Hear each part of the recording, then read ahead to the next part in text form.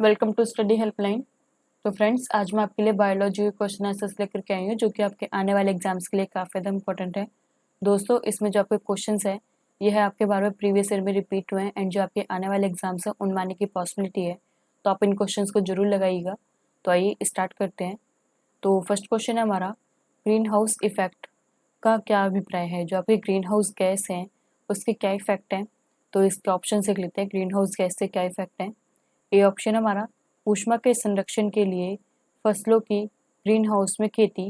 B option इसका, carbon dioxide गैसों के कारण और सौर ऊर्जा का संग्रह। सी ऑप्शन इसका, पृथ्वी की ऊपरी सतह पर सौर ऊर्जा का संग्रह।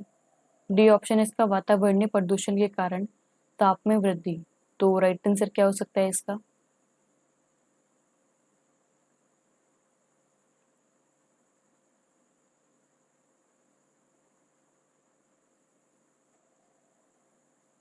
इसका right answer option number B, carbon dioxide गैसों के कारण और सौर ऊर्जा का संग्रह। जो आपकी कार्बन डाइऑक्साइड गैस है उनके कारण जो है सौर ऊर्जा यानी कि जो आपके सूर्य की जो ऊर्जा है उसका जो है संग्रह यानी कि वह इकट्ठा होती रहती है। तो आइए और जान लेते हैं इसके बारे में। पूरे विश्व के औसत तापमान में लगातार वृद्धि दर्ज की गई है। मानव द्वारा उत्पादित अतिरिक्त ग्रीन हाउस गैसों के कारण ऐसा हो रहा है। पूरे जो विश्व है उसमें जो है तापमान में लगातार जो है वृद्धि हो रही है, इंक्रीज हो रहा है तापमान। जो आपका टेम्परेचर है वो आपका बढ़ रहा है और मानव द्वारा जो आपकी उत्पादित जो गैसें हैं ग्रीन हाउस गैसों के कारण यह है ऐसा हो रहा है। इसके अलावा यह भी कहा जा सकता है कि यदि वृक्षों का बचाना है तो इन गैसों पर जो है नियंत्रण करना होगा।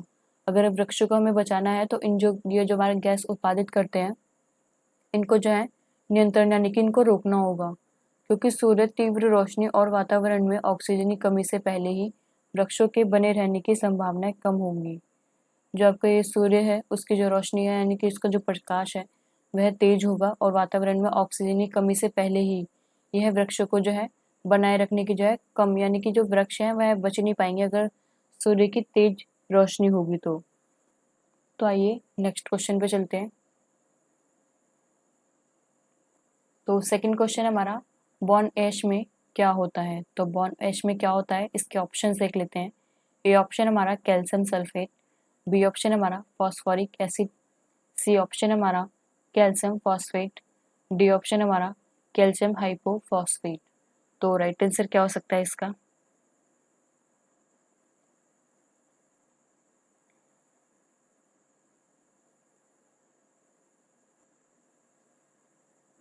इसका right answer option number C, calcium phosphate जो है बोन ऐश में पाया जाता है। बोन ऐश यानी कि जो आपकी हड्डियाँ, दांत, इन सब में जो है ज़्यादा पाया जाता है कैल्शियम फॉस्फेट।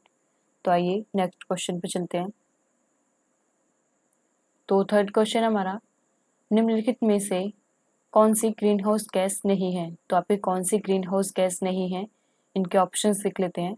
ए ऑप्शन है इसका, क्लोरोफ्लोरोकार्बन। बी ऑप्शन है इसका, मीथेन। सी ऑप्शन है इसका, कार्बन डाइऑक्साइड। डी ऑप्शन है इसका, नाइट्रोजन। तो राइट आंसर क्या हो सकता है इसका।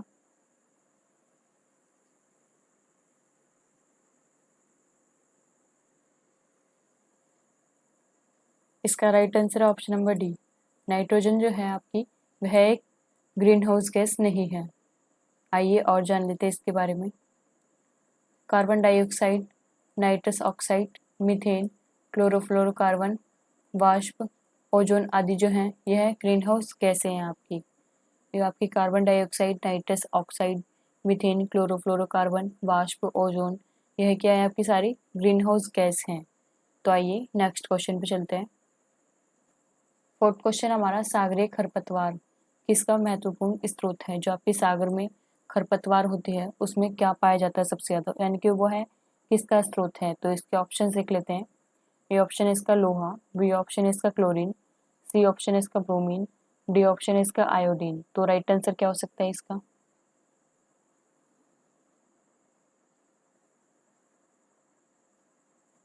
इसका right answer option number D, iodine जो है ये है सागरीय खरपतवार में जो है सबसे ज़्यादा पाया जाता है। आइए और जान लेते हैं इसके बारे में। सागरीय खरपतवार, दोस्तों आपका खरपतवार है सागरीय खरपतवार आयोडीन के प्रमुख स्रोत हैं। समुद्री खरपतवार के अंतर्गत शैवाल आते हैं जो आपके समुद्री खरपतवार होते हैं उनके अंदर जो है शैवाल आते हैं। लेमुनेरिया शैवाल का प्रयोग आयोडीन बनाने के लिए किया जाता है।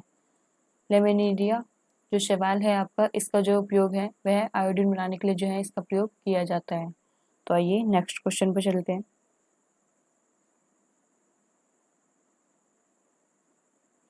तो फिफ्थ क्वेश्चन हमारा, गैसों के निम्न समूह में से कौन सा हरित घर प्रभाव में योगदान करता है? तो कौन हरित घर प्रभाव में जो है योगदान करता है, इनके ऑप्शन देख लेते हैं।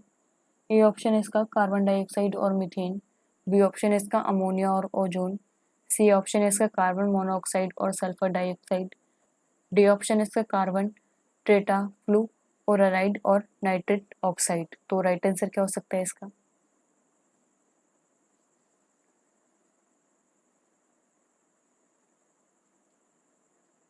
इसका राइट आंसर है option number A, carbon dioxide और जो मीथेन है आपकी, यह हरित घर प्रभाव में जो है बहुत ज़्यादा योगदान करता है। तो आइए नेक्स्ट क्वेश्चन पे चलते हैं।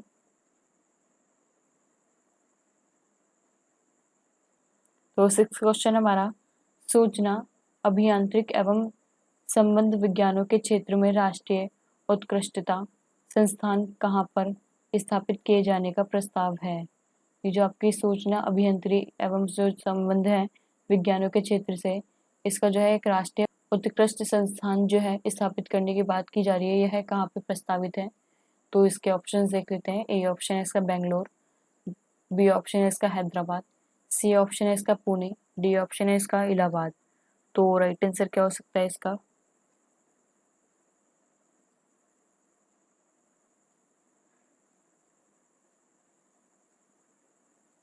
इसका right answer option number A, Bangalore में स्थित है आपका सूचना अभियांत्रिकी एवं संबंध विज्ञानों के क्षेत्र में जो है आपका राष्ट्रीय उत्कृष्ट संस्थान जो आपको स्थापित किया गया है वह आपका बेंगलोर में स्थापित किया गया है। तो आइए नेक्स्ट क्वेश्चन पे चलते हैं।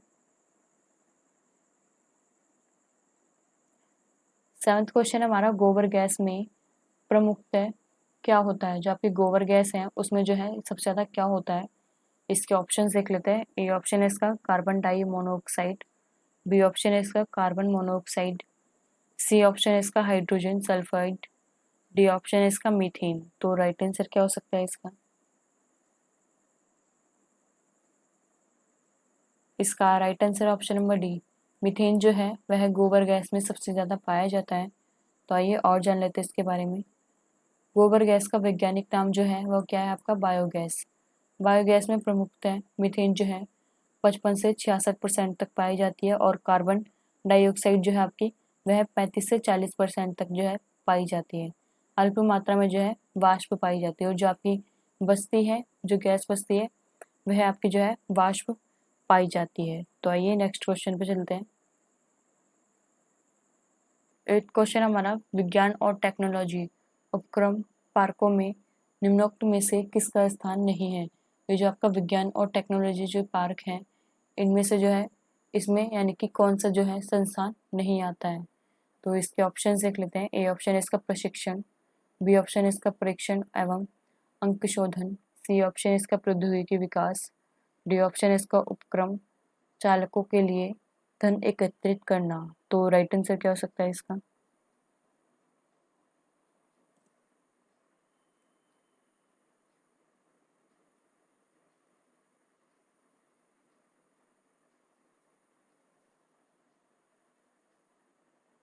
इसका right answer option number D, उपक्रम चालकों के लिए जो है धन एकत्रित करना, यानी कि यह है विज्ञान और टेक्नोलॉजी उपक्रम पार्कों में जो है नहीं आता है। बाकी आपका प्रशिक्षण, परीक्षण एवं अंकशोधन, प्रौद्योगिकी विकास, यह सब आपका विज्ञान और टेक्नोलॉजी में आता है। तो आइए नेक्स्ट क्वेश्चन पे चलते हैं। नाइन्थ क्वेश्चन हमारा, चूहों के विष का रासायनिक नाम है। जो आपके चूहे यानी कि जो चूहों का जो जहर है अगर वो हमारे काट लेता है तो वो जो हमारे शरीर में जहर फैलता है उसका जो है रासायनिक नाम क्या है? तो इसके ऑप्शन लिख लेते हैं। ये ऑप्शन हमारा जिंक ऑक्साइड। बी ऑप्शन हमारा लेड नाइट्रेट। सी ऑप्शन हमारा लेड नाइट्रेट। दोस्तों ये आपका रिपीट हो गया है। डी ऑप्शन हमारा जिंक फॉस्फाइड। तो राइट आंसर क्या हो सकता है इसका?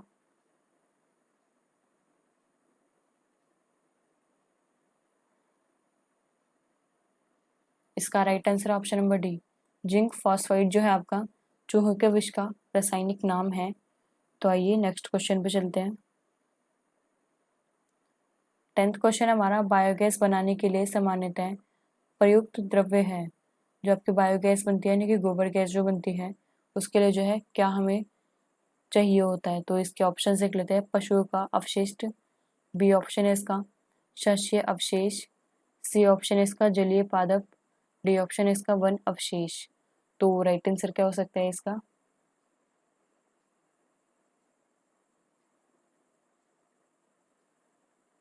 इसका राइट आंसर है ऑप्शन नंबर ए। पशुओं का अपशिष्ट जो है वह सामान्यतः गोबर गैस में यानी कि बायोगैस में जो है प्रयुक्त द्रव्य है, यानी कि वह उसी से बनता है। जो आपके पशुओं से जो है हमें गोबर प्राप्त होता है उसी से जो है यह बायोगैस बनाई जाती है। तो आइए और जान लेते हैं इसके बारे में।